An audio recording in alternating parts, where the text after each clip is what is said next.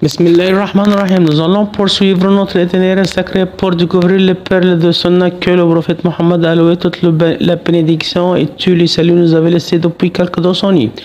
Aujourd'hui, nous allons traiter le hadith d'Al-Miqdad ibn Ma'ad Yakrib, qu'Allah l'agrée, qui relate que le messager d'Allah, qu'Allah le couvre d'éloges et le préserve, a dit: n'est-ce pas qu'il se peut qu'un homme reçoive un récit provenant de moi alors qu'il est accoudé sur son lit et qu'il dise alors: entre nous et vous, il y a le livre d'Allah.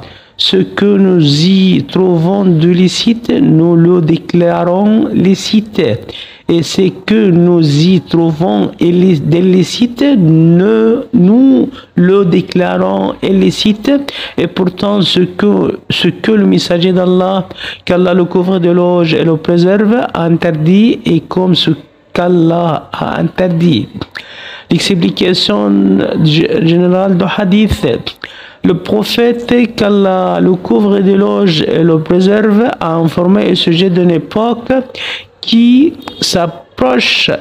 Il s'y trouvera de tels individus et que lorsque l'un d'eux sera accoudé à son lit, tandis qu'un hadith du prophète, qu'Allah le couvre d'éloges et le préserve, lui sera transmis. Il dira: ce qui tranche entre nous et vous dans les affaires, c'est le noble courant, et il nous suffit.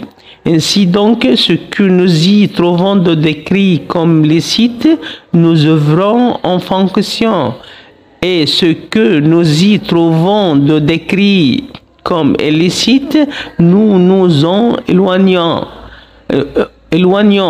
Ensuite, le prophète, qu'Allah le couvre d'éloges et le préserve, a expliqué que toute chose qu'il a déclarée illicite ou interdite dans sa tradition a le même statut que ce qu'Allah a déclaré illicite dans son livre. Ceci parce qu'il transmet de la part de son Seigneur. Walillahi alhamdu awwalan wa akhira.